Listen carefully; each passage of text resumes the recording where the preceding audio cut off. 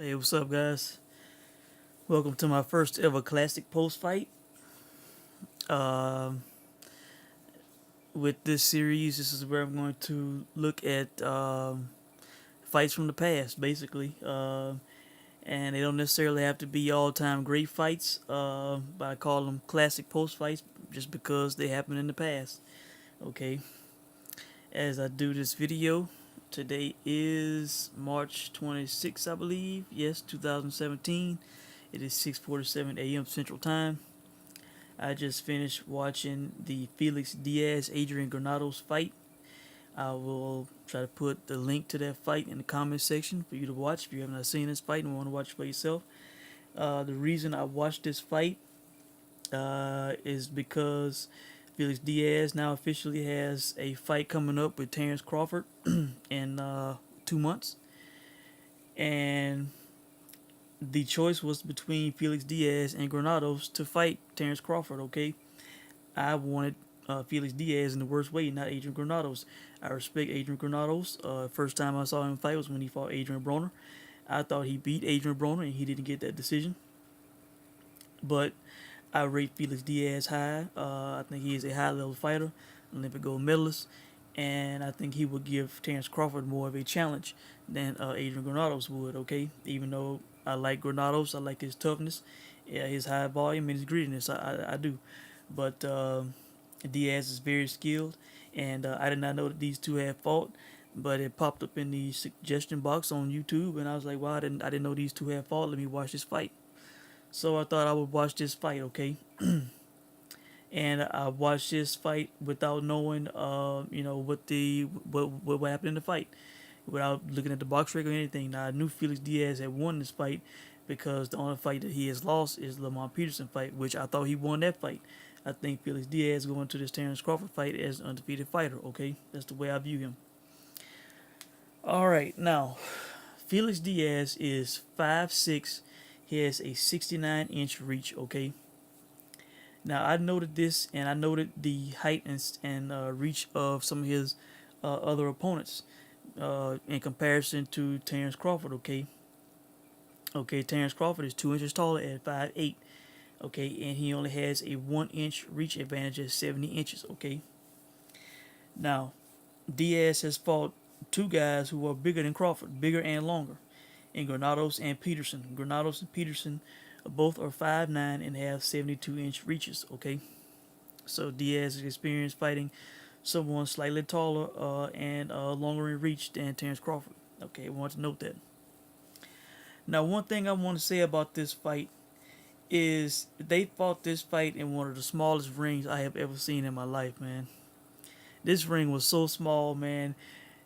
I viewed this fight. This fight was not shown in a widescreen format on YouTube on my TV. Okay, it was in a standard definition style box. Okay, the ring almost fit in the standard definition box. It was that small. Okay, if it was widescreen on the wide shots, you would have been able to see the whole ring. Okay, I don't think anybody over 18 years old should fight in this ring that they fought in.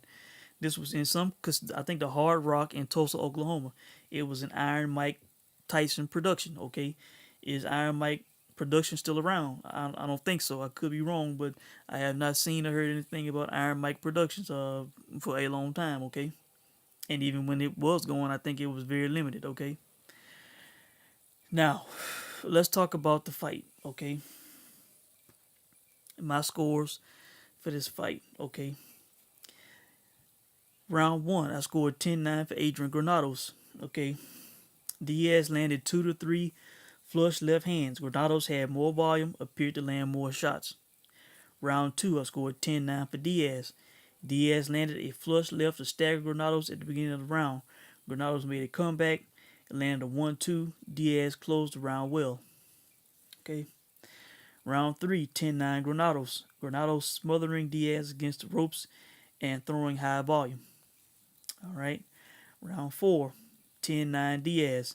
Granados had volume and pressure, but Diaz landed more flush, effective punches. Round 5, 10-9 Diaz. Diaz boxed well, had Granados missing, landed more flush shots. Okay, round 6, 10-9 Diaz. Diaz landed more, Granados fighting close and clinching but missing. Round 7, 10-9 Diaz. Granados was winning until Diaz landed a flush left. Outboxed Diaz the rest of the round and landed another flush left at the end. Round 8, 10-9 Diaz. Diaz's best round. Granados may be tiring. Great boxing. Outlanded Granados, had him against the ropes. Landed flush right at the end of the round. Round 9, 10-8 Diaz. Granados was winning the round and got knocked down by a right hand before the bell. Okay. And the final round is a 10-round fight. 10th round, 10-8 Diaz. Diaz knocks Granados down with another right hook. Control the round, had Granados against the ropes. Okay, and he was clearly tired and hurting in that round. Okay, so this came out to be a 98-90 win for Felix Diaz on my scorecard with 2 knockdowns. Okay, one judge foolishly somehow, some way had this fight scored a draw, even with the 2 knockdowns for Felix Diaz. Okay, and the other 2 judges had a score for Felix Diaz. Okay, I think a 98-91 and like a 97-92, something like that. Okay, but yeah, I thought Felix Diaz clearly won this fight. I have in my notes the small ring hurt a mover boxer like Diaz who needs the entire ring to work. Granados was winning when he had Diaz against the ropes. Granados should have pressured and kept him on the ropes all night, even though he was the bigger man, because he was not going to outbox Felix Diaz on the back foot. I recommend this fight. This was a fun action fight, okay? And I will put the link to this fight in the comment section if you have not seen it and want to watch it for yourself. But I enjoyed this fight. These 2 guys want to come up at the time. This fight, I believe, was in November of 2014. And it was a good, fun fight with 2 prospects at the time, okay? And like I said, the small ring, man, is one of the smallest rings I've ever seen in my life. Nobody over 18 should be fighting in a ring that size, man. It was that small. I mean, if you took 2 steps back, he was up against the ropes. It was that small. Okay. All right, and that's about it, guys. I think what I'm about to do now is I am going to watch the Felix Diaz Larte fight. And the reason I want to watch that fight, I think this was the fight he fought before Granados. Yes. And the reason I'm going to watch this fight is because this was a split decision win for Felix Diaz. One judge actually gave it to Larte. So I wanted to see if there's any way in hell that Felix Diaz could have lost this fight, okay? This was a 8-round fight, split decision, okay? And some of these judges can't appreciate what Felix Diaz does.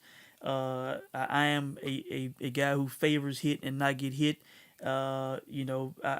I'd have no problems with movers and people on the back foot at all, like in There's Any Law, maintaining distance. If you are hitting and not getting hit, you're winning the fight, in my opinion. That's why I thought Dana Jacobs was winning and beating Triple G, because he was staying on the outside. He kept him at bay, landing his shots, and as long as Triple G was on the outside, he could not land on Dana Jacobs. So that's why I saw that fight the way I did, okay? So I think that's about it, guys. Again, fun recommended fight. I still rate Felix Diaz high, even though this was over 2 years ago, almost 2.5 years ago now. And I'm pretty sure he has improved. The age has not hurt him. He's 33 now. I think he was 30 at the time, but he is still a prime fighter with skills, and I'm looking forward to this Terrence Crawford fight. I will probably do another classic post fight after I watch the Larte fight. Let you know what I thought about that fight and how I scored that fight. And if you guys watched this fight or saw this fight before and want to comment on it, let me know what you thought about it. And I'll be checking in soon, man. Y'all take care.